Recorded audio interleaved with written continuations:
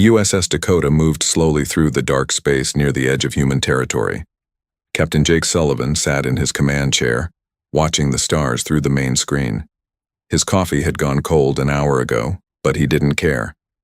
The patrol had been quiet for 3 weeks now. "Captain, we have something on sensors," said Lieutenant Amy Carter from her position at the tactical station. Her voice was calm but alert.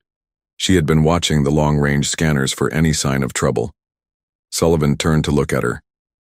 "What kind of something?" "3 ships, unknown design. They just appeared about 2 million kilometers off our port side." Carter's fingers moved quickly over her controls. "They're big, sir. Much bigger than us." Chief Engineer Pete Morris looked up from his engineering station. "Energy readings are off the charts, Captain. These ships have power systems I've never seen before." Sullivan felt his stomach tighten. First contact with unknown aliens was always dangerous. The human fleet had protocols for this, but no one really knew what to expect when it happened for real. "Communications Officer Grant, open a channel on all frequencies," Sullivan ordered. "Let's try to talk to them first." Lisa Grant nodded and began working at her station. "Channel open, sir. Broadcasting on all standard frequencies and several non-standard ones too." Sullivan stood up and straightened his uniform. "Unknown ships, this is Captain Jake Sullivan of the United Earth Defense Force vessel USS Dakota. We come in peace and request peaceful dialogue." They waited. The bridge was quiet except for the soft hum of the ship's systems. Everyone stared at the main screen, where 3 massive alien vessels hung in space like dark metal mountains. "No response, Captain," Grant reported after 2 minutes. "But I'm picking up some kind of transmission between their ships. It's in a language I don't recognize." "Keep monitoring," Sullivan said. He turned to Carter.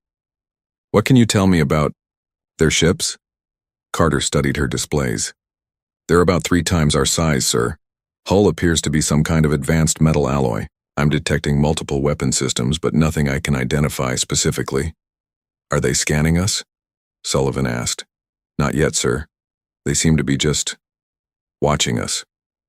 On board the lead alien ship, Fleet Commander Vexthar studied the primitive vessel on his display screen. The human ship looked crude and simple compared to Zephyrian technology. Its hull was basic steel and titanium. Its weapons appeared to be simple projectile systems and basic energy weapons. "Begin the deep scan," Vexthar ordered his science officer. "I want to know everything about this species and their capabilities."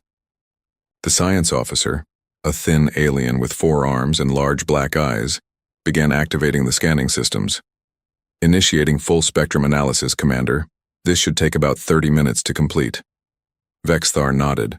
The Zephyrians had used this same scanning procedure on 47 different species over the past 2 centuries.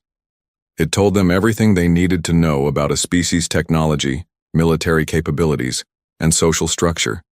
Most species surrendered immediately after they demonstrated their scanning abilities. It was very effective. "Sir, they're scanning us now," Carter reported, her voice tight with concern. "It's not like any scan I've seen before. It's very powerful and very thorough." Sullivan frowned. "Can you block it?" "I'm trying, sir, but their technology is far ahead of ours. The scan is penetrating our hull and accessing our computer systems." Morris looked worried. "Captain, they're pulling data from our main computers, historical records, technical specifications, crew files, everything." "Cut the connection," Sullivan ordered. "I can't, sir. Their scanning beam is somehow forcing its way through our firewalls and security systems." Sullivan clenched his fists. He hated feeling helpless, and right now that's exactly what he felt. These aliens were taking whatever information they wanted from his ship, and there was nothing he could do to stop them. "How long until they're finished?" he asked. Carter checked her instruments. "At their current rate, maybe 20 more minutes." "Keep trying to communicate with them, Grant. And Carter, I want you to learn everything you can about their ships while they're busy scanning us." "Yes, sir." The alien scan continued its work, diving deeper into the Dakota's computer systems. It found the ship's library, which contained thousands of books, movies, and historical documents. It found the crew's personal files and their service records. It found the ship's tactical database and weapons manuals. But most importantly, it found something the Zephyrians had never encountered before in any species they had scanned. The human computer systems were filled with detailed records of warfare. Not just recent conflicts, but thousands of years of human military history. The scanning system began copying everything it found.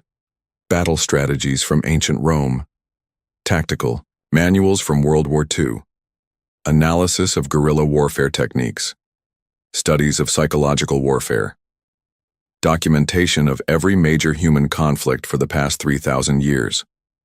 On the alien ship, the science officer began to look concerned as the data flowed in.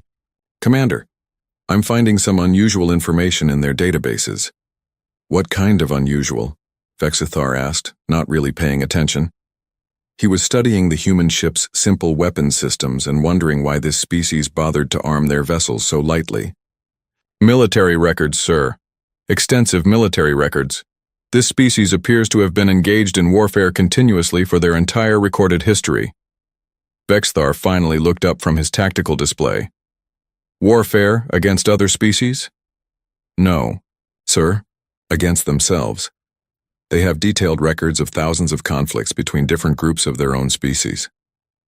This got Vexthar's full attention. Most species the Zephyrians encountered had some internal conflicts, but they were usually brief and limited. A species that fought constant wars against itself was unusual. "Continue the scan," he ordered. "I want to know more about this." On the Dakota, Sullivan paced behind his command crew. The weight was killing him. His ship was being violated by these aliens, and all he could do was stand there and watch it happen. "Captain," Grant said suddenly, "I'm picking up increased chatter. Between their ships they seem agitated about something." "About what?" "I don't know, sir. But their communications are becoming more frequent and more urgent." Sullivan looked at the alien ships on his screen. Whatever they were finding in his ship's computers, it was making them nervous. He wasn't sure if that was good news or bad news. The alien scanning beam dug deeper into the Dakota's computer systems. On the Zephyrian ship, the science officer stared at his displays with growing alarm. Data flowed across his screens faster than he could read it. "Commander Vexthar," the science officer called out, his voice shaking slightly. "You need to see this." Vexthar moved to the science station. "What have you found?" "Military records, sir. Thousands of them. This species has documentation of wars going back over 3,000 years. The science officer's forearms moved quickly over his controls. "Look at this conflict they call World War II. Images appeared on the screen showing massive battles, destroyed cities, and millions of dead. Vexthar studied the data with interest. Most species had some violent history, but this was different. "How many casualties?" Vexthar asked. "Over 70 million dead in just 6 years, sir. And that's only one war. They've had hundreds of similar conflicts." Vexthar felt a chill run through his body. The Zephyrians had conquered 47 species, but most had given up after losing a few thousand soldiers. These humans had killed 70 million of their own kind in a single war and kept fighting. "Show me more," he ordered. On the Dakota, Chief Morris watched his instruments with growing concern. "Captain, they're accessing our historical database now. They're pulling up military records from Earth's archives." Sullivan turned to him. "What kind of military records?" "Everything, sir. Battle reports, strategy manuals, weapons development files. They seem very interested in our warfare history." Lieutenant Carter looked up from her station. "Sir, I'm detecting increased energy readings from their ships. Their scanning intensity just doubled." "Are they getting ready to attack?" Sullivan asked. "I don't think so, sir. It looks like they're trying to process a lot of information very quickly." Back on the alien ship, more data poured in. The science officer found records of the Vietnam War, where humans had fought for years in jungle conditions that would have killed most other species. He found documentation of the Crusades, where humans had traveled thousands of miles to fight, wars over religious beliefs.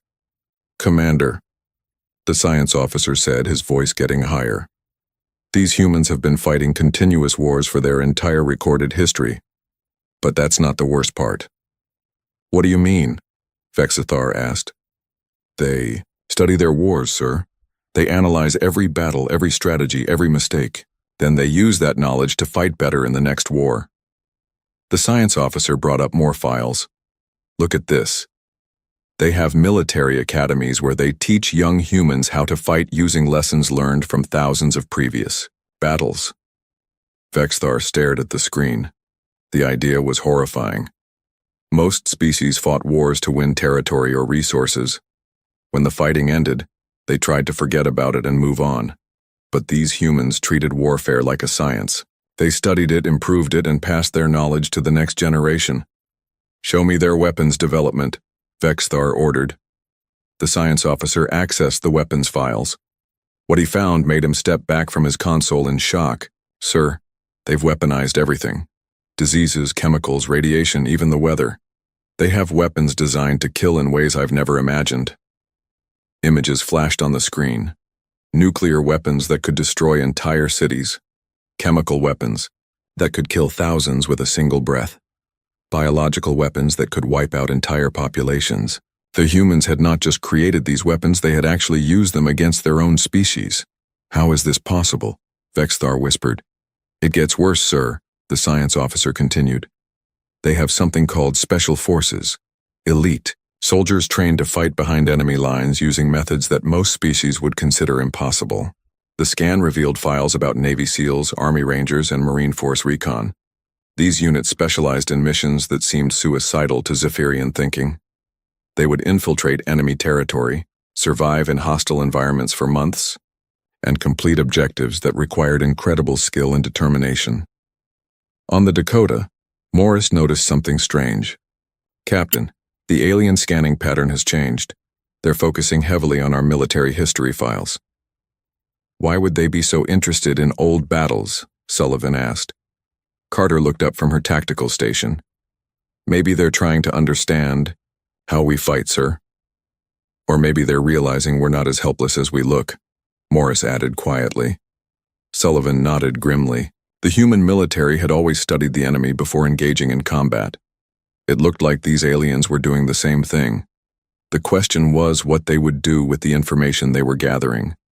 Back on the alien ship, the science officer had found something that made his hands shake. Commander, they have detailed plans for fighting enemies with superior technology.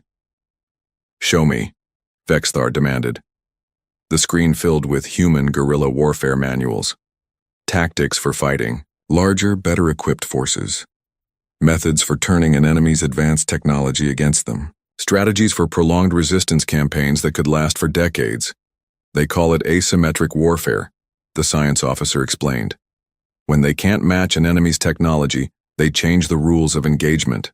They make the fight last longer, cost more, and become more brutal than the enemy is willing to accept. Vexthar read through the tactical manuals with growing horror. These humans had detailed plans for fighting exactly the kind of war the Zephyrians were designed to win quickly, but the human approach would turn a quick conquest into a long, bloody nightmare. Sir, the science officer said, his voice barely above a whisper. I found something else. They have psychological warfare techniques designed to break enemy morale and turn their own forces against them. The scan revealed human intelligence operations, propaganda techniques, and methods for infiltrating enemy organizations. The humans had spent centuries learning how to win wars not just with weapons but with their minds. How many other species have they conquered? Vexthar asked. The science officer checked the data. None, sir. They haven't encountered any other intelligent species yet. All of these wars were fought against other humans. The silence on the alien bridge was complete. These humans had developed the most sophisticated military capabilities the Zephyrians had ever encountered, and they had done it by fighting themselves for thousands of years. Every war had made them stronger, smarter, and more dangerous. Commander, the science officer said quietly, I think we may have made a mistake. Vexthar stared at the human ship on his screen. It looked small and primitive, but now he understood that appearances could be deceiving. Inside that simple metal hull was a crew trained by the most warlike species in the galaxy. The scan was only half finished, But Vexithar had already seen enough to know that the humans were not like any species the Zephyrians had ever encountered. They were something far more dangerous, something that had spent millennia learning how to kill. The alien scanning beam continued its work, but now the Zephyrian science officer was afraid of what he might find next. Each new file he opened revealed something worse about human warfare capabilities. "Commander," the science officer called, out, his voice trembling. "I've found their biological warfare research." Vexthar moved closer to the science station. On the screen appeared detailed files about human experiments with deadly diseases. The humans had created weapons from smallpox, anthrax, and dozens of other biological agents. But what shocked the aliens most was that humans had actually used these weapons against each other. They poisoned their own water supplies during something called the Vietnam War, the science officer reported. They used a chemical called Agent Orange that killed plants and made the land unusable for growing food. "Against their own species?" Vexthar asked in disbelief. "Yes, sir.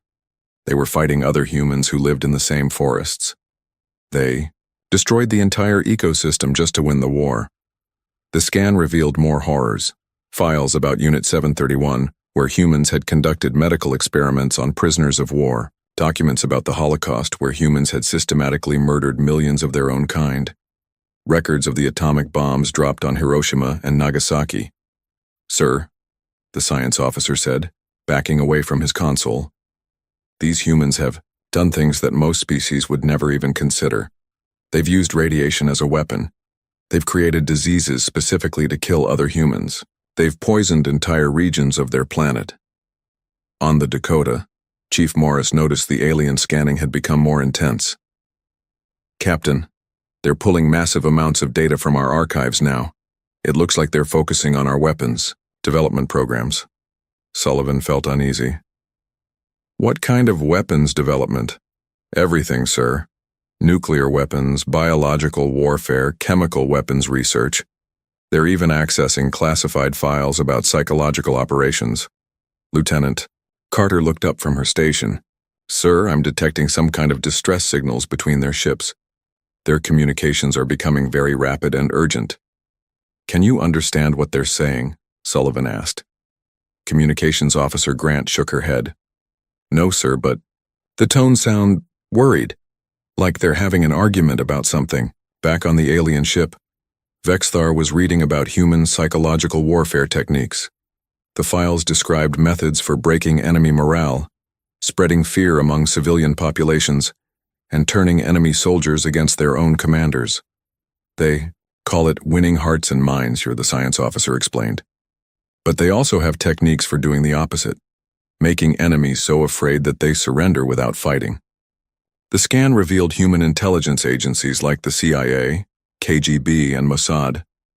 Organizations dedicated to gathering information about enemies and conducting secret operations. The humans had spent decades learning how to infiltrate other organizations, spread false information, and eliminate threats without open warfare. "Commander," the science officer said, his voice getting higher with panic.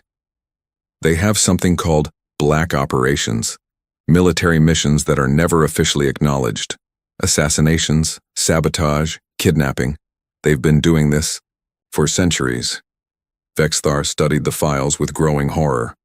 The Zephyrians conquered other species through superior technology and overwhelming force. But these humans fought dirty. They used deception, betrayal, and methods that most civilized species would never consider. "Show me their special forces training," Vexthar ordered. What appeared on the screen made several alien crew members step back in shock. Human soldiers were trained to survive in environments that would kill most other species. They could operate underwater, in frozen wastelands, in burning deserts, and in toxic atmospheres. "Sir, they train their soldiers to resist torture and interrogation," the science officer reported. "But they also train them to conduct torture and interrogation on captured enemies."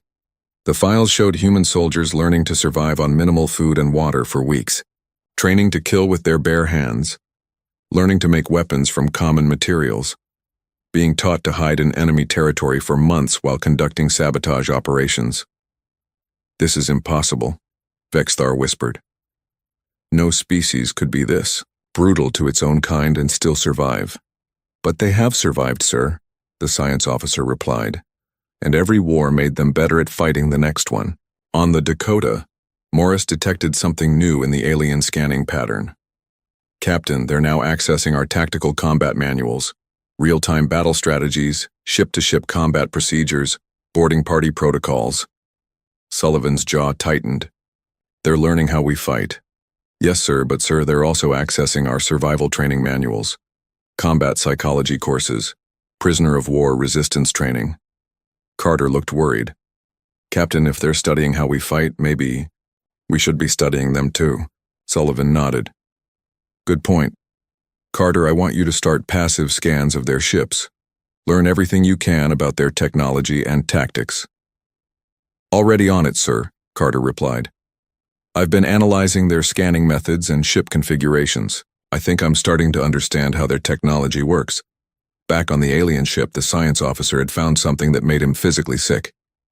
Commander, they have detailed manuals about fighting in space. What do you mean? Vexthar asked. They've already planned for space warfare, sir. Even though they haven't encountered other species yet, they've developed tactics for fighting battles in zero gravity, in vacuum conditions, and around planets. The screen showed human military space doctrine, plans for boarding enemy ships, techniques for using debris as weapons, methods for turning civilian space stations into military bases. The humans had thought of everything. Sir, the science officer continued, they even have protocols for fighting enemies with superior technology.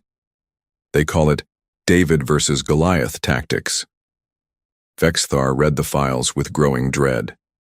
The humans had studied every possible scenario for space combat, including fighting enemies exactly like the Zephyrians. They had detailed plans for using smaller, faster ships to defeat larger vessels, techniques for turning an enemy's advanced technology against them. Commander, another alien crew member called out from the communication station. I'm detecting increased activity on the human ship. They appear to be conducting their own scans of our vessels. Vexthar spun around. What? Yes, sir. While we've been scanning them, they've been quietly analyzing our ships. They're using very subtle techniques, but they're definitely gathering intelligence about our capabilities. The realization hit Vexthar like a physical blow. While his crew had been horrified by what they were learning about human warfare, the humans had been calmly studying their enemies. Even now, facing superior alien technology, the humans were gathering information for a possible fight. Sir, the science officer said quietly, I think we need to consider the possibility that these humans are far more dangerous than any species we've ever encountered. Vexthar stared at the human ship on his display. It still looked small and primitive, but now he understood that was exactly what made it so terrifying. The humans didn't need advanced technology to be deadly. They had something far worse. They had thousands of years of experience turning any situation into a weapon. The alien scanning beam reached deeper into the Dakota's files, and what the science officer found next made him freeze at his station. His forearm stopped moving over the controls as he stared at the data flowing across his screen. Commander, Vexthar, he whispered. I found something about human evolution. Vexthar was studying tactical reports when he heard the fear in his officer's voice. What about their evolution? Sir, these humans evolved as hunters on a death world. Their planet is covered with predators that could kill most intelligent species. The science officer's voice shook as he read the data. But humans didn't just survive. They became the top predators. The screen showed images of Earth's wildlife, lions that could crush bones with their jaws, sharks that had remained unchanged for millions of years because they were perfect killing machines, bears that weighed 800 pounds and could run faster than most vehicles. Sir, the science officer continued, humans hunted all of these creatures, with primitive weapons, on foot. Vexthar stared at the images. The Zephyrians had evolved on a peaceful world with few dangerous animals. Most of the species they had conquered came from similar safe environments, but these humans had grown up surrounded by death. Show me more about their hunting methods, Vexthar ordered. What appeared on the screen horrified every alien on the bridge. Humans had used something called persistence hunting. They would chase prey animals for hours or even days until the animals collapsed from exhaustion. Then they would kill them with simple weapons. They literally ran their prey to death, the science officer reported. No other intelligent species we know of hunts this way. It requires incredible endurance and determination. The scan revealed more disturbing facts about human biology. Their eyes faced forward like predators, giving them excellent depth perception for hunting. Their teeth were designed for eating meat. Their hands could grip weapons with deadly precision. Commander, another alien crew member called out from the sensor station.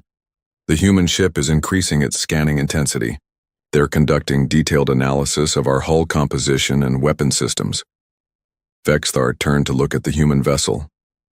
While his crew had been learning about human evolution, the humans had been quietly studying their ships like professional soldiers preparing for battle. On the Dakota, Lieutenant Carter worked at her tactical station with calm efficiency. Captain, I've identified several weak points in their ship design. Their hulls are strong, but they have vulnerable spots near their engine systems. Chief Morris looked up from his engineering console. I've been analyzing their power signatures. Their technology is advanced, but it has limitations. If we needed to fight them, I think I know how to disrupt their systems. Captain Sullivan nodded grimly. What about their weapons? Energy-based, sir, Carter replied. Very powerful, but they seem designed for quick battles against enemies who surrender fast. They might not be prepared for a long fight. Communications Officer Grant turned toward Sullivan. Sir, I'm picking up more urgent communications between their ships. They sound increasingly agitated. Back on the alien ship, the science officer had found human military psychology files. Commander, they have something called warrior culture. Fighting is not just about survival for them. It's about honor, duty, and protecting their group. The files revealed human military traditions going back thousands of years. Spartans who fought to the death rather than surrender. Samurai who preferred death to dishonor. Marines who would never leave a fallen comrade behind, sir, the science officer said, his voice barely audible. They have a saying, death before dishonor. They would rather die fighting than live in defeat. Vexthar felt cold fear spreading through his body. The Zephyrians won their battles through intimidation and superior technology. Most species surrendered when they realized they couldn't win, but these humans seemed to prefer fighting hopeless battles rather than giving up. Show me their ship records, Vexthar ordered. The scan revealed that the Dakota was not just a military vessel. It was a floating museum of human warfare, carrying historical records and artifacts from every major human conflict. The crew had been trained not just to operate the ship, but to think like warriors from throughout human history. Commander, the science officer reported, every human on that ship has studied military history as part of their training. They know the tactics used by every successful military leader in their species past. The alien bridge fell silent as they realized what this meant. They weren't facing just another primitive species. They were facing the descendants of thousands of years of warfare evolution, commanded by people who had studied every battle their species had ever fought. Sir, the communications officer called out urgently. The humans are transmitting something. On the Dakota, Captain Sullivan had made a decision. Grant, open a channel to the lead alien ship. Channel open, sir. Sullivan's voice was calm and professional as he spoke. Unknown vessels, you have been scanning our ship for over an hour without permission. This is considered an act of aggression under human military protocols. Please explain your intentions. The message was transmitted in clear, simple language. But Chief Morris had included something extra in the transmission. Technical data showing that the humans had identified weak points in the alien ships and had already calculated optimal attack patterns. On the alien ship, Vexthar stared at the technical analysis the humans had sent. In the time his crew had spent being horrified by human history, the humans had quietly figured out how to destroy his entire fleet. Sir, the science officer whispered, they've been analyzing us the whole time we've been scanning them. The human technical report was precise and professional. It identified the exact locations where human weapons could penetrate alien shields. It calculated the most efficient attack patterns for destroying all 3 alien ships. It even included estimates of how long the battle would take. "Commander," the tactical officer called out, "their weapons are now locked onto our vulnerable points. They could attack at any moment." But what terrified Vexthar most was the tone of the human message. It wasn't angry or threatening. It was calm and businesslike, like a professional soldier preparing for a routine operation. "Sir," the science officer said, reading more data from the scan, "I found something else. This ship isn't even their most advanced military vessel. It's described as outdated and scheduled for retirement." Vexthar felt his world spinning. If this old, outdated human ship could analyze and threaten his entire fleet, what could their modern warships do? "Commander," another crew member reported, "the humans are waiting for our response, but sir, they're continuing to scan us. They're now analyzing our life support systems and crew quarters." The aliens realized with growing horror that while they had been learning about human military history, the humans had been treating this encounter like a military operation from the beginning. They had identified threats, analyzed enemy capabilities, prepared attack plans, and positioned themselves for optimal combat effectiveness. "Sir," the science officer said quietly, "I don't think they see this as first contact anymore. I think they see this as a potential battle." Vexithar stared at the human ship one more time. It looked small and harmless, but now he understood that was exactly what made it so dangerous. The humans had spent thousands of years learning to turn any encounter into a potential weapon. Even first contact with aliens had become a military operation. "Prepare to withdraw," Vexthar ordered quietly. "Sir?" his tactical officer asked in surprise. "Prepare to withdraw," Vexthar repeated. "We have made a terrible mistake." Commander Vexthar stood on his bridge, staring at the human ship that had changed everything. His crew waited for orders, but he could see the fear in their eyes. They had all seen the scan results. They all understood what they had discovered. "Begin withdrawal procedures," Vexthar ordered. "Slowly. Do not make any sudden movements that the humans might see as aggressive." "Sir?" his tactical officer asked quietly. "Should we attempt to destroy them before they can warn other humans about us?" Vexthar turned to look at him with horror. "Did you not read the scan results? These humans have been preparing for exactly that scenario for thousands of years. An attack on one of their ships would only prove to them that we are a threat." On the Dakota, Captain Sullivan watched the alien ships beginning to move. "Carter, what are they doing?" "It looks like they're preparing to leave, sir," Lieutenant Carter reported. "Their engines are warming up and they're slowly backing away from us." Chief Morris looked up from his station. "Captain, they're still scanning us, but the intensity has decreased. It's like they're trying to finish quickly." Sullivan nodded. "Grant, are they responding to our message?"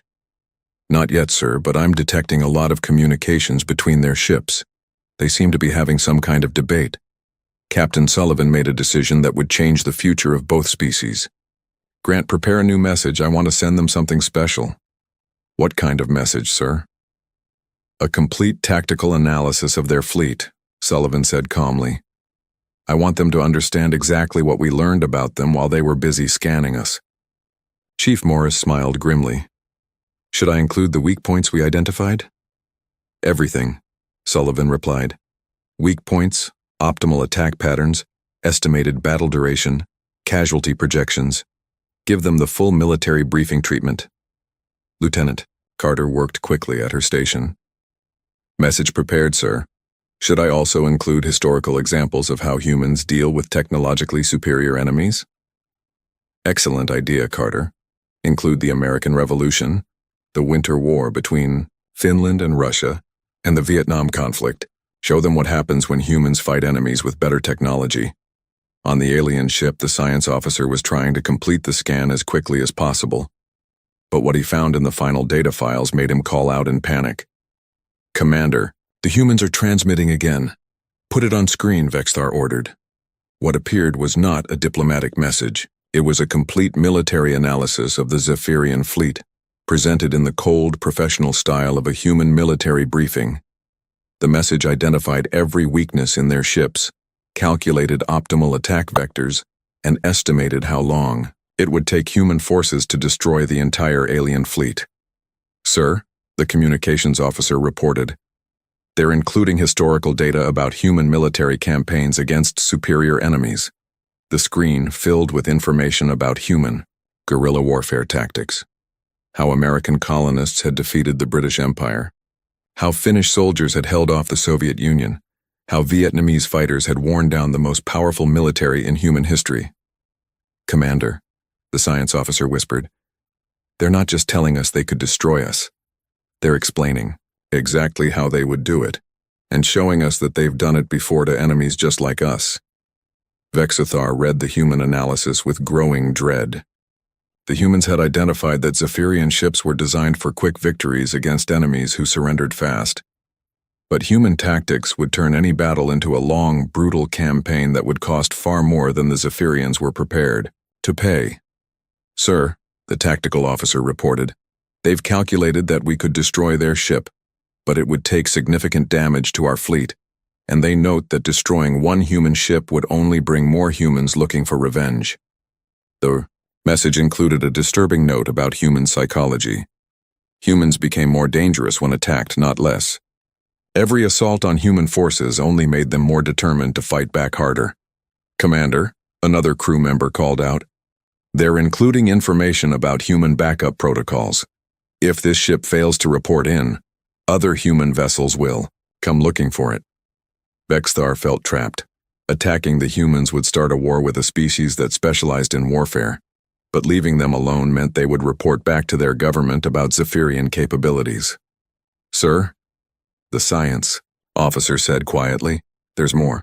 They're including a psychological profile of our species based on our scanning behavior. The human analysis was brutally accurate. It described Zephyrians as a species that relied on intimidation and technological superiority to win quick victories. It noted that Zephyrian tactics would fail against an enemy that refused to be intimidated and turned battles into long campaigns. They've analyzed us as thoroughly as we analyzed them, Vexthar realized. But they did it while we were busy, being horrified by what we found. The final part of the human message was the most chilling. It included a simple statement. Humans have no experience with alien warfare, but we learn quickly. We recommend peaceful relations between our species. Captain Sullivan stood on his bridge, waiting for the alien response. Grant, are they saying anything? Yes, sir. They're transmitting on multiple frequencies. Grant listened carefully to her equipment. Sir, it sounds like they're sending messages to other alien ships. Lots of them. What kind of messages? Warning messages, sir. They seem to be telling other aliens to avoid human space. Chief Morris looked up from his station. Captain, the aliens are withdrawing faster now. They're moving away at maximum speed. Lieutenant Carter smiled grimly. Sir, they're broadcasting what appears to be an emergency retreat order to their entire fleet network. On the alien ship, Vexthar made the most important decision of his career. Send a priority message to all Zephyrian forces in this sector. Human space is to be designated a no-contact zone. Sir? His communications officer asked in confusion. Mark their territory as forbidden, Vexthar explained. Any Zephyrian ship that encounters humans is to withdraw immediately and report the contact to Fleet Command. But sir, we have superior technology. We could conquer them. Vexthar turned to face his crew. We could win the first battle, maybe even the first few battles. But these humans would learn from every defeat and come back stronger. Eventually, they would find ways to turn our own technology against us. The science officer nodded grimly. The scan results show that humans have defeated superior enemies before. They always find a way. Sir, the tactical officer asked, what should we tell Fleet Command about why we're avoiding humans? Vexthar thought for a moment. Tell them, we discovered a species that has spent thousands of years perfecting the art of warfare. Tell them we found predators who treat every encounter as a potential battle. Tell them we scanned a human battleship and immediately regretted it. As the alien fleet disappeared into space, Captain Sullivan watched them go. Well, he said to his crew. That was interesting, sir, Carter asked. Do you think they'll be back? Sullivan shook his head. I don't think so. They seemed like the type who prefer easy victories. We just showed them that humans don't provide easy victories. Chief Morris chuckled. Captain, should we report this contact to Earth? Absolutely, Sullivan replied. And Morris, make sure to include our analysis of their technology. If these aliens have friends, we want to be ready for them. The USS Dakota continued its patrol, but now the crew knew they were not alone in the galaxy. Somewhere out there, alien species were learning a new fact about the universe. Humans were not prey.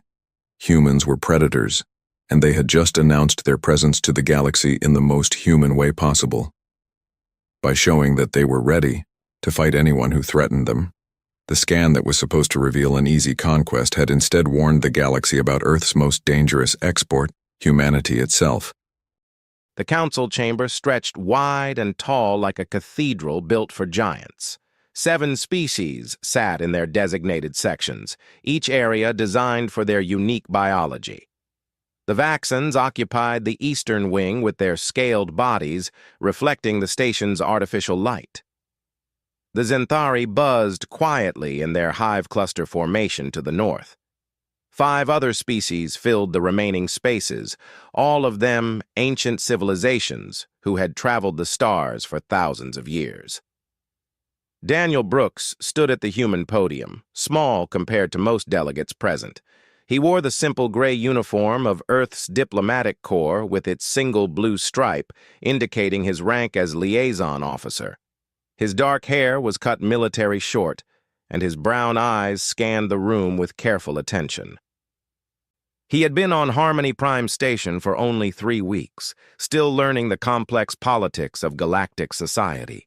Today was his first major council session, and he could feel the weight of Earth's reputation resting on his shoulders.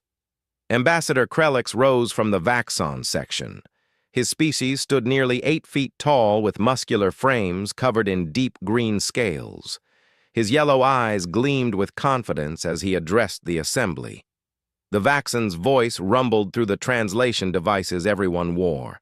He spoke about territory and expansion, about the natural order of strong species guiding weaker ones. His words were wrapped in diplomatic language, but the message was clear. The Vaxon Empire wanted to expand into the buffer zone between their space and human colonies. High Chancellor Vorn clicked his mandibles together in the Zenthari gesture for recognition. The insectoid leader stood on 4 legs with 2 others folded across his thorax.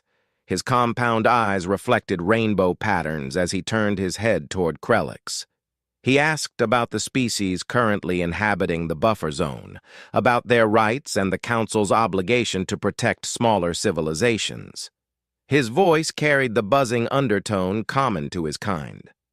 Krelix waved one clawed hand dismissively. He argued that humanity was too new to space travel, too primitive to hold valuable territory. He mentioned that humans had only achieved faster-than-light travel 4 decades ago.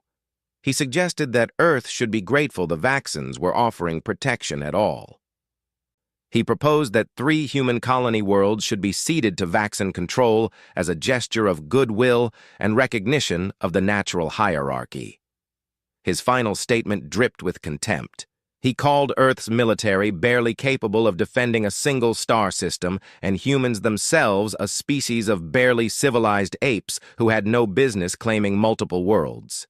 The council chamber filled with various sounds. Some species chittered in what might have been amusement. Others remained silent, watching to see how the human would respond. Daniel felt anger rising in his chest but kept his face neutral. He had been warned about Vaxon arrogance during his briefing. Earth's diplomatic training emphasized calm responses and measured words. He took a slow breath and stepped forward to the speaking platform. His voice came out steady and cold. He thanked the ambassador for his candor. He noted that honesty, even when insulting, was preferable to hidden intentions. He addressed the council as a whole, explaining that humanity had no interest in the Vaxon's proposed arrangement. Then he turned to face Krelix directly. His next words would be remembered across the galaxy for decades to come. He told the ambassador with all due respect that he did not want Earth's attention. He suggested that the Vaxan Empire should walk away from human borders and everyone could remain friends. The chamber erupted. Several species made sounds that the translators identified as laughter. The Vaxan delegation stood as one, their scales bristling with indignation. Krelix's eyes narrowed to slits. He demanded to know what threat a species of primitives could possibly pose to an empire spanning 200 star systems. He asked what weapons Earth possessed that could frighten civilizations who had mastered space travel while humans still lived in caves. His voice rose with each question, filling the chamber with contemptuous challenge. Daniel remained calm. He began speaking in the measured tone of someone explaining basic facts. He told them about Earth, about the planet where humans evolved. He described a world where almost everything was designed to kill them. He talked about predators and diseases, about weather patterns that could wipe out entire regions, about the constant struggle for resources. He explained that humans were persistence hunters who could track prey for days without stopping. He mentioned that human endurance was unusual among sentient species, that they could run until their prey simply collapsed from exhaustion. Then he moved to human history. He spoke of 10,000 years of warfare. He mentioned conflicts over territory, resources, religion, and ideology. He described weapons development that accelerated with each generation. He told them about the world wars, about industrial-scale killing that claimed tens of millions of lives. He explained about nuclear weapons, about the moment when humans created devices capable of destroying their own planet multiple times over. He noted that all of this happened before humanity ever left Earth's surface. His voice dropped lower. He told them that humans had turned their most destructive impulses into tools. He said that every tactical doctrine in Earth's military was written in human blood, learned from fighting themselves. He explained that humans unified their governments not because they became peaceful, but because they became efficient enough at killing each other that continued conflict meant extinction. He said that humanity chose to direct their violent nature outward, into protecting what they built rather than destroying it. The laughter had stopped. Several delegates shifted in their seats. High Chancellor Vorn leaned forward with his antennae twitching in obvious interest. Other species whispered among themselves through their various communication methods.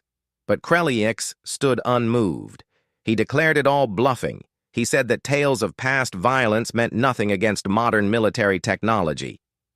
He announced that the Vaxan Empire would conduct military exercises near human colonies within the week. He stated it was their right as a superior civilization. Daniel felt something cold settle in his stomach. He recognized the feeling from Earth's history lessons, from the moments before wars began when diplomacy failed and pride overruled wisdom. He tried one more time. He told Krelix plainly that this was a mistake. He warned that provoking humanity would reveal capabilities Earth had preferred to keep quiet. He said that being underestimated was often an advantage, and the Vaxans were about to remove that advantage. The Vaxan ambassador laughed. He called Daniel's warnings the desperate threats of a weak species. The session ended with formal votes that meant nothing. The council's bureaucracy moved slowly, while the Vaxan military moved fast. Daniel walked back to his quarters feeling the weight of failure. He sat at his desk and composed an encrypted message to Earth. His fingers moved across the holographic keyboard, spelling out 3 simple words. They did not listen. He sent the message and sat back in his chair. Through the window, he could see stars scattered across the darkness of space. Somewhere out there, human colonies prepared for conflict. On Earth, military commanders would read his message and begin preparations. The galaxy was about to learn something it should have understood from Daniel's warning. Humans did not make idle threats. They made promises, and when pushed, they kept those promises with brutal efficiency. Daniel closed his eyes and thought about the Vaxan fleet mobilizing toward human space. He thought about the colonists who would be threatened, the families who lived peaceful lives on distant worlds. He thought about the response Earth would unleash when those civilians came under threat. Ambassador Krelix had been given multiple chances to walk away. He chose pride over wisdom. Soon he would learn the cost of that choice. Soon the entire galaxy would learn what humans meant when they said, "You do not want our attention." The alarm system screamed across New Haven Colony at 4 in the morning local time. Governor Helen Price was already awake, standing in the command center, wearing her service uniform from 30 years of military experience. Her gray hair was pulled back tight and her weathered face showed no emotion as she watched the tactical display. 30 red dots appeared at the edge of the star system, each one representing a Vaxan warship entering their space. The communications officer turned toward her with wide eyes. He reported that the Vaxan fleet was broadcasting their presence as routine military exercises. Helen snorted at the obvious lie. She had commanded defensive positions during the border conflicts before retirement. She knew the difference between exercises and invasion formations. These ships were arranged in attack clusters with their weapons powered and shields raised. She ordered immediate evacuation of non-essential personnel and activation of all defense platforms. Her second-in-command asked about military support from Earth. Helen checked the tactical computer and felt her stomach tighten. The nearest Earth vessels were 2 full days away at maximum speed. She sent the priority distress call anyway, knowing that help would arrive too late if the Vaxans decided to attack immediately. She ordered her military teams to defensive positions and hoped the colony's shields would hold long enough for reinforcements to arrive. Deep in space between New Haven and Earth, Captain Paul Wright received the distress signal aboard the UES Defiant. His ship was new, one of Earth's latest deep space vessels equipped with technology the galaxy had not seen yet. He was a tall man with sandy hair and sharp blue eyes that had seen combat during the corporate wars in the outer colonies. He read the message twice before calling his senior officers to the bridge. His chief engineer protested when Paul ordered maximum speed beyond safety limits. She argued that pushing the engines that hard could cause permanent damage. Paul cut her off with a simple statement. 4,700 colonists on New Haven needed help, and they would get there in 18 hours instead of 2 days, or the engineer could explain to those civilians why mechanical concerns mattered more than their lives. The engineer's face went hard, and she nodded once before returning to her station. Within minutes, the Defiant's engines burned hotter than design specifications allowed. On Harmony Prime Station, Daniel Brooks moved through bureaucratic procedures with growing frustration. He filed emergency session requests that required approval from multiple departments. He submitted evidence of Vaxan aggression that needed review by council committees. Each step took hours, while the Vaxan fleet moved closer to New Haven. High Chancellor Vorn met him privately in a side chamber, his insectoid features unreadable. He explained that council procedures existed for good reasons. He said that rushing to judgment could create diplomatic incidents. Daniel asked what kind of incident might occur if 30 warships attacked a civilian colony. Vorn's antennae drooped slightly, but he had no answer that satisfied anyone. Back at New Haven, the Vaxan fleet completed their positioning. War Master Draxel commanded the force from his flagship. He was a massive specimen even among his species, covered in dark red scales with scars from a dozen campaigns. His yellow eyes gleamed as he studied the human colony on his tactical display. He saw weak defenses and a small population. He saw an opportunity to teach these primitive apes about their place in the galactic order. He opened a wideband transmission. His voice boomed across every frequency, translated automatically by communication systems. He announced that New Haven Colony was now under Vaxan authority. He demanded immediate surrender and complete evacuation of all human personnel within 12 hours. He stated that resistance would be met with overwhelming force. He said the Vaxan Empire was claiming this system for strategic purposes, and the Council would accept this as a legal occupation of disputed territory. Governor Price listened to the entire transmission before responding. Her voice came back cold and level. She thanked the War Master for his clear statement of intentions. She said it would be useful evidence for the War Crimes Tribunal. She offered him a counter-proposal. His fleet could leave within 1 hour, and this incident would be recorded as a misunderstanding. After 1 hour, any Vaxxan ships remaining in the system would be considered hostile forces engaged in unprovoked aggression. She recommended he think carefully about his next action. Draxel laughed. The sound translated through speakers as a deep, rumbling growl. He called the governor's threat amusing. He said humans clearly did not understand military reality.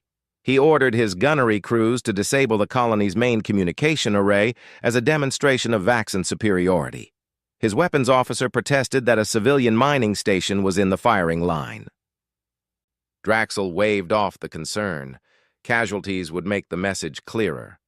The blast lit up space like a brief star. The mining station's shields lasted less than 3 seconds against military-grade weapons. The structure broke apart in silence, scattering debris and bodies into the void. 47 people died in an instant, their last moments spent in terror and confusion. The communication array survived, but the message was clear. The Vaxxans were willing to kill civilians. On New Haven's command center, every screen showed the explosion. Helen Price stood frozen for one long moment. Around her, officers went pale or wept or shouted in rage. She felt something ancient wake up inside her chest, something from humanity's long, violent history. She had seen soldiers die in combat. That was war, and soldiers understood the risks. But these were miners, technicians, families working in what should have been safe space. The Vaxxans had just committed the one act that turned human restraint into fury. She walked to the main communications station with measured steps. She composed a message to Earth with hands that did not shake, despite the rage burning through her veins. The message was brief. They drew first blood. She sent it with Earth's highest military priority code.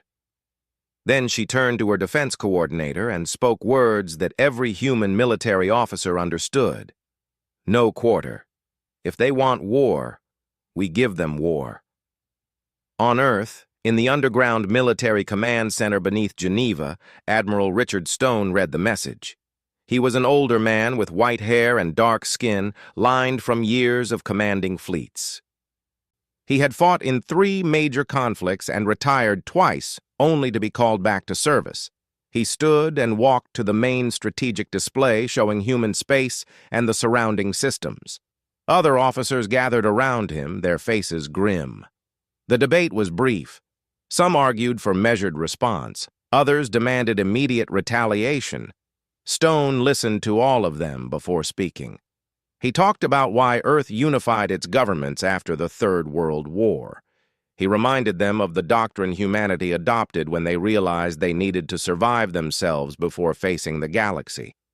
Humans had agreed to be peaceful when possible and absolutely brutal when necessary. The Vaxxans killed civilians. They needed to learn what happened when humanity stopped pretending to be civilized. His orders went out through encrypted channels to every military installation on Earth and throughout human space. Release the full fleet. Activate Protocol Reaper. The messages were simple, but their meaning was clear. Earth was going to war, and they would do it with every weapon and ship they possessed. The galaxy was about to see what humans really built during their 40 years of space travel. Daniel Brooks sat in his quarters trying to reach Krellix through private channels. The Vaxxan ambassador refused all messages. Daniel tried messaging other Vaxxan officials, tried calling in favors with neutral species, tried everything he could think of to stop what was coming. Finally, he recorded one last message and sent it directly to Vaxxan High Command. He explained that they had 6 hours before learning why Earth unified under a single government. He said humans did not fight to win territory or resources. They fought until nothing capable of threatening them remained standing. The message was received and dismissed. Vaxan military doctrine did not include retreat from inferior opponents. They had fought dozens of species over the centuries. They had won every major conflict. These humans would be no different. The UES Defiant arrived at New Haven with its engines glowing red from overheating. Captain Paul Wright took one look at the debris field where the mining station died and felt his jaw clench. His tactical officer identified the Vaxan fleet's position. Paul ordered battle stations and moved his ship between the colony and the enemy. He opened communications to War Master Draxel. His message was simple. You have one chance to withdraw. After that, no quarter will be given. Draxel's response came back filled with amusement. He asked what one human ship could do against his entire fleet. Paul's answer was cold. You are about to find out. Draxel laughed and ordered all 30 ships to target the Defiant. Every weapon system locked on, every crew prepared to fire. The War Master gave the command and space erupted with energy. The Vaxan fleet fired as one. Hundreds of energy beams and missiles converged on the UES Defiant from 30 different angles. The amount of destructive power thrown at Paul Wright's ship should have vaporized it instantly. War Master Draxel watched his tactical display, expecting to see the human vessel disappear in a ball of fire. Instead, the Defiant's shields flared bright blue and absorbed everything. When the light faded, the human ship remained intact and its weapons were charging. Paul stood on his bridge with his hands gripped behind his back. His tactical officer called out damage reports that showed minimal shield depletion. His weapons officer requested permission to return fire. Paul gave it with a single word. The Defiant's railguns spoke with magnetic acceleration. 3 Vaxan cruisers took direct hits before their crews even realized the human ship was shooting back. The kinetic rounds punched through their shields like paper and tore through their hulls. 2 of the ships went dark immediately. The third spun out of control with atmosphere venting from a dozen breaches. Draxel stared at his display in disbelief. His scales bristled, and his claws dug into the armrests of his command chair. He screamed orders at his fleet to reform and concentrate fire. His crews scrambled to adjust their tactics. They launched another volley, this time with double the missile spread and coordinated beam strikes. The Defiant twisted through space with acceleration that should have crushed its crew. Its point defense systems came alive with streams of projectiles that intercepted 98% of incoming missiles. The few that got through detonated against shields that barely flickered. Then the space around New Haven began to tear. Not in one location, but hundreds of them simultaneously. Slip-space portals opened like flowers blooming across the darkness. Ships emerged from faster-than-light travel with precision timing. First came destroyers and frigates moving in perfect formation, then cruisers and heavy battleships. Finally, the carriers arrived, massive vessels bristling with fighter craft and weapon systems. The UES Defiant was suddenly surrounded by Allied forces. 800 Earth Defense Force ships materialized in the span of 3 minutes. On the Vaxan flagship, officers froze at their stations.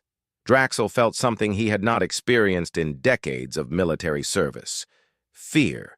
His 30 ships were suddenly outnumbered 27-1. But it was not just the numbers. The human fleet moved with coordinated precision that spoke of decades of tactical development. Their formations were textbook perfect. Their positioning covered every possible escape vector. They had appeared exactly where they needed to be to trap his entire force. A transmission came through on all frequencies. Fleet Admiral John Carter spoke from his command ship with a voice like iron.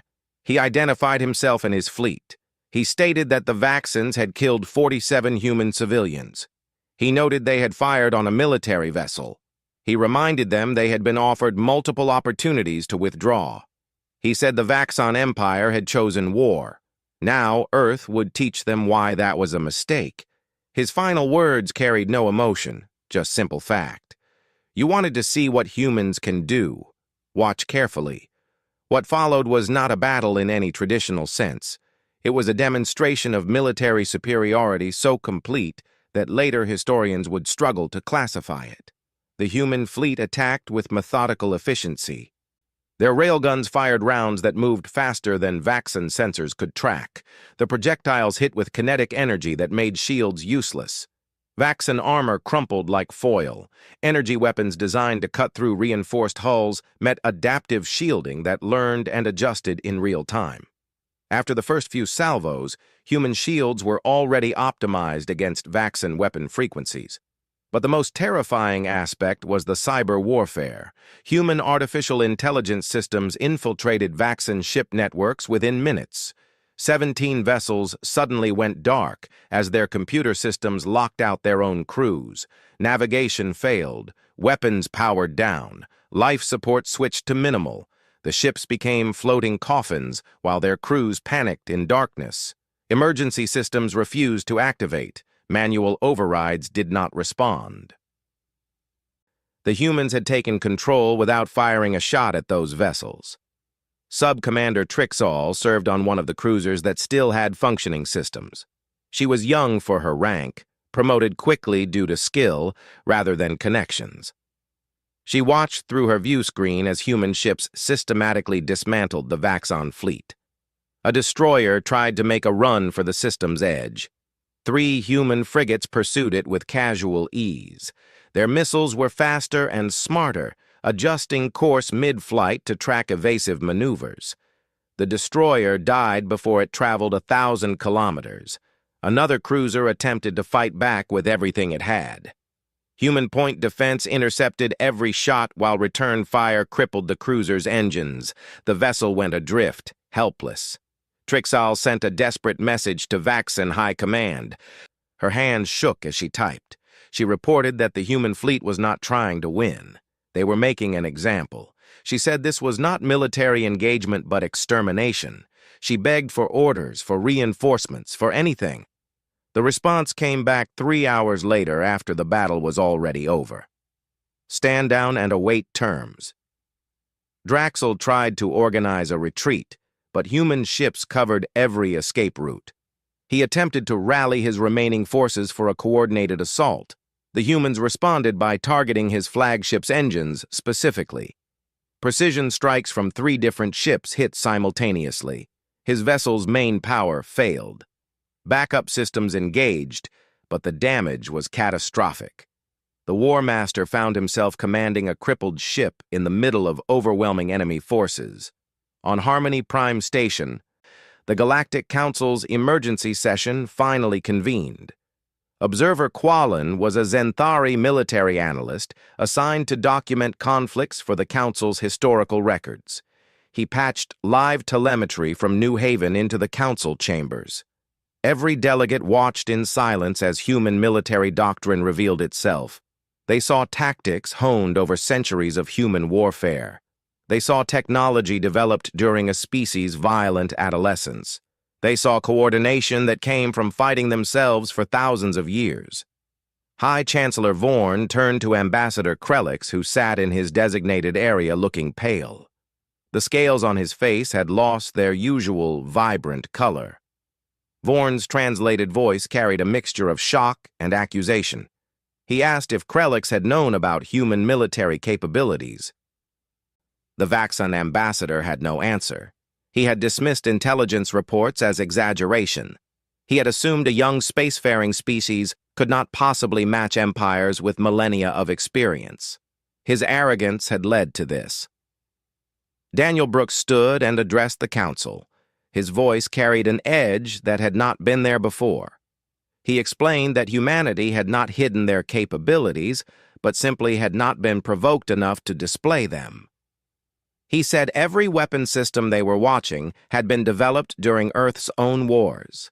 He reminded them that he had warned Ambassador Krelix explicitly. He repeated the words that now carried terrible weight. You do not want Earth's attention. The council had laughed then. No one was laughing now. The battle ended within 2 hours. Of 30 Vaxxon ships, 22 were destroyed or disabled beyond repair. 3 were captured intact with their crews taken prisoner. 5 were allowed to escape. Those 5 were deliberately spared and given safe passage out of the system. Fleet Admiral Carter made sure they understood. They were messengers. They would return home and report what happened. The Vaxan Empire needed to know exactly what Earth could do when provoked. Carter broadcast one more transmission. This time it went directly to Vaxan Prime, to the Imperial Palace itself. He identified himself and his authority. He stated the facts without embellishment. Earth had eliminated the Vaxan border fleet in response to the murder of 47 civilians. This was their only warning. Any further aggression toward human space or their allies would be met with escalation. Human forces would enter Vaxan home systems. They would dismantle the Vaxan war machine completely. They would ensure the Empire never threatened peaceful beings again. The choice was Vaxan leadership's to make, but they needed to choose wisely. On New Haven, Governor Helen Price stood in the command center watching the debris field where the Vaxan fleet had gathered. Dr. Amy Walsh worked in the medical bay treating the few injuries sustained during the brief exchange. The doctor had moved to New Haven 5 years ago seeking peaceful work after a career in military medicine. Now she was back to treating trauma and shock. She asked Helen if such brutal response was necessary. The governor's answer came hard. The Vaxans chose to learn the hard way. They thought humans were weak. Now they know different. Amy pressed the question.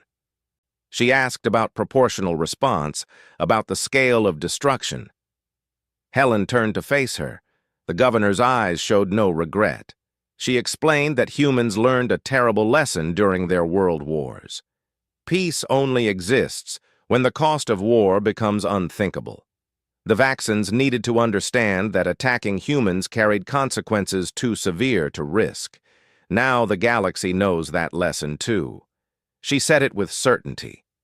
Earth would rather be feared and left alone than underestimated and constantly challenged. Captain Paul Wright received orders to remain at New Haven for security while the main fleet dispersed to patrol routes. His crew celebrated their victory, but he felt no joy in it. He had seen the Vaxan ships break apart. He had watched escape pods fleeing dying vessels. War was war, but he took no pleasure in killing. He hoped the message was clear enough that this would not need to happen again. The 5 Vaxan ships that escaped jumped to faster than light speed, carrying their terrible news home. On board, crews processed what they had witnessed. They had entered the system confident in their superiority. They left broken and terrified. One captain recorded a message for Vaxan High Command. He said the humans had been toying with them. He reported that the human fleet's formation suggested they had been holding back significantly. He estimated they could have wiped out all 30 ships in under 10 minutes if they wanted. The fact that 5 were allowed to leave proved the humans were sending a message, not fighting a war. The footage spread through galactic networks within hours of the battle. Every spacefaring civilization watched the recordings with growing unease. The Battle of New Haven became required